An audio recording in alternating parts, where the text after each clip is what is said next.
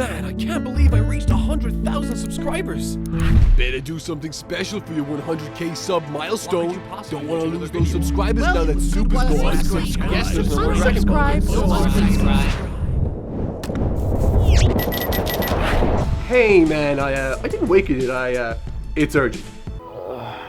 Who is this? Man, I am freaking out. All these people want me to make this big grand epic video for my big finale and I don't know what to do. Oh, Mark, what do you want? Totally not Mark, actually. Your name is Mark. Dude, you're not helping. Jeez, you're just like my...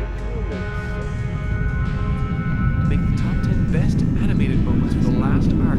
He's a piece of shit. That's it. Ajay, you know everything there is to know about Dragon Ball's animation, right? Look, if I say yes, will you leave me alone? Great. I'll be over in a sec. Wait, what? Hey, man. How did you... You live in another country. And the details don't matter. What's important is I'm here. We're here. I'm getting back to my roots with the best animated moments, celebrating Dragon Ball Super's last arc, and I finally convinced the anime AJ, the guy who knows everything about Dragon Ball Super's animation, to collab with me on a video. Man, this 100k special is gonna be awesome. Wait, I'm busy. Why are we making a video? I'll let you put Naoki Tate wherever you want. Welcome to the top 10 best animated moments of the universe survival arc. Let's get underway. Now that's the spirit. Number 10. To top off our list, we have none other than the man who single-handedly carried the Future Trunks arc on his back, Mr. Futoshi Higashide. Right out of episode 99, we see Krillin and 18 double-team Universe Force Sosha. By far the highlight of this particular episode, Higashide's strong effects are on full display, but what made this scene really stand out was its abundant use of forced perspective and dynamic posing.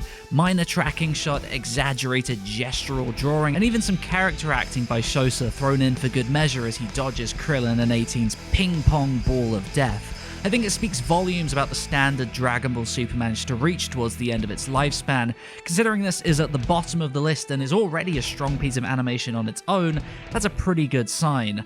I mean, I personally thought Nikaido's work from episode 100 deserved to take this spot, but someone decided to cut it. Hey look dude, chill out, okay? I let you have your way with other entries, let me have this one thing. Number 9. I think the best way to describe this entry is creative and energetic. And that is Futoshi Higashide down to a T. And yes, it's Higashide again. Despite Yoshitaka Yoshima's unsightly touch affecting his character art here and there, this scene is very much a tour de force of all things Higashide is about. The way he executes larger-than-life movement in a remarkably grounded fashion is truly refreshing. There's just so much to talk about in this scene alone. My personal highlight was this expressive, intricate, yet measured movement with Goku that added an air of finesse to the otherwise dreary rooftop setting. This episode did not need to look this good, but thanks to Futoshi Higashide, it does. Packed to the brim with wonderful effects work and non-stop breakneck action, Futoshi Higashide demonstrates why he is one of Dragon Ball Super's most talented and valuable action animators. Number 8. Coming out of seemingly nowhere in episode 96, Kenji Miyuma and Atsushi Nikaido show up and deliver a real battle of gods, Kuribo and all. One episode removed from the Tournament of Power's beginning, this really raised fans' expectations for the action that was to come later in the arc. With delightfully smooth motion emphasized by seriously interesting effects, Miyuma's section is a sight to behold. Gorgeous plumes of smoke, jagged shards of lightning cutting up the arena floor, there is so much happening on the screen. Nikaido then pops in at the end to finish things off in an equally strong and impressive fashion with a three-way beam clash. Again, interesting shapes and dynamic effects work, this really was an unexpected treat. Number 7. Wait. What? I'm the first one to talk about Tate here? Better make this count. He's a shit animator who needs to realize that his career choice isn't panning out like he thought it would. His mom was right, he should have gotten that business degree. Just kidding. I absolutely adore Tate's work, but I think I'd be remiss to discuss this scene without first drawing attention to the incredible art direction which Tate's wonderful animation has been complemented by here. This cut's animation melds so well with this episode's board, it's impossibly perfect in the best way. On top of that, the lighting in this scene gives off a warm, heavenly quality to it, which I believe works fantastically well with Tate's ethereal, dreamlike animation.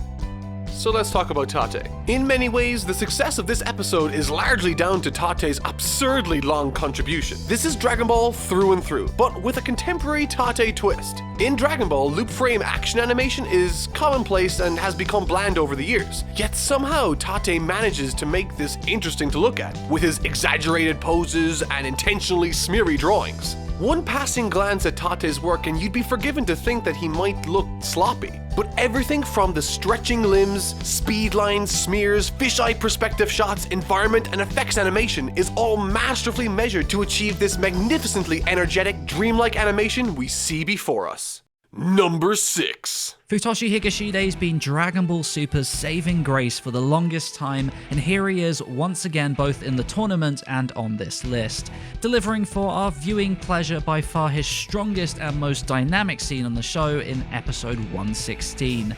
Having not produced anything for the show in 3 episodes, he returns in grand fashion, animating Goku sprinting, leaping, and bounding across the arena floor as he evades, regroups, and scrapes past Kefla's almost elasticated red blasts.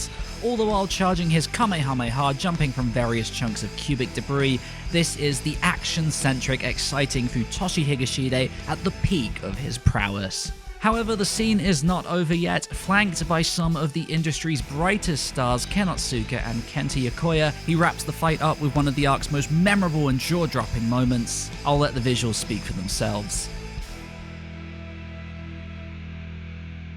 Number 5. Much like Miyuma and Nakaido's outing in episode 96, Onashi delivered a magnificent scene out of seemingly nowhere to ensure that the first half of the special was just as special as its beloved second half. Wonderful effects work, expressions, and subtle use of squash and stretch. Is there any wonder why he's one of Japan's finest? As some of you might know, I'm a sucker for background animation, and whoo boy, this has just that. I love background animation not just because it looks dope, but because it adds a valuable sense of scale and placement for the battle. Too often do episodes feel small and claustrophobic, and this episode not only avoids that, but makes this encounter feel more open and free. This cut is fantastic, would have appeared normally atop any other list, and shockingly, it's not even Onashi's last entry.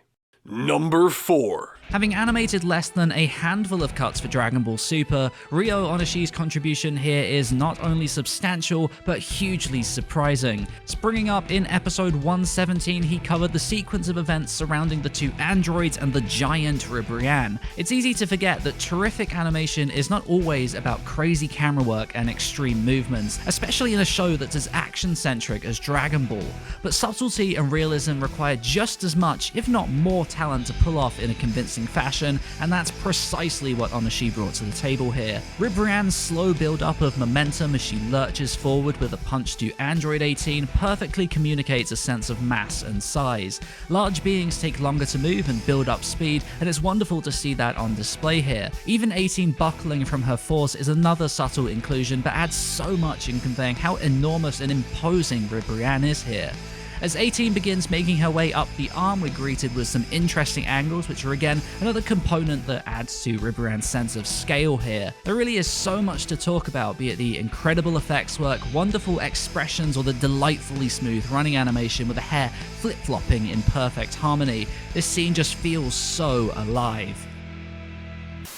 We interrupt this video to bring you a reason why there isn't more of a video.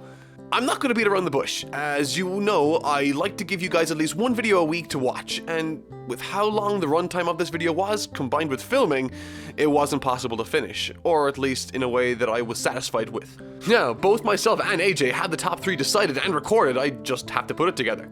We go into some detail too, the top 3 is over 10 minutes long, so you can look forward to that. If you guys want to be the first ones to get it, be sure to subscribe and to hit that little notification button down there as well. Turns out YouTube doesn't send videos to people even if they subscribe, so that's neat. But hey, I can't be complaining. Thank you all for the 100,000 subscribers. I cannot begin to tell you how much that means to me. Let me know what you think the top 3 should be, what your favorite moments from the Tournament of Power were. I'm genuinely curious to see if you guys can actually guess which ones are our top 3. So see if you can guess the top 3 and the order. I'd be very surprised if you can get that. Don't forget to rate the video if you haven't already. Both myself and AJ will see you guys next week for the big finale. Thank you for your understanding, and thank you so much for watching.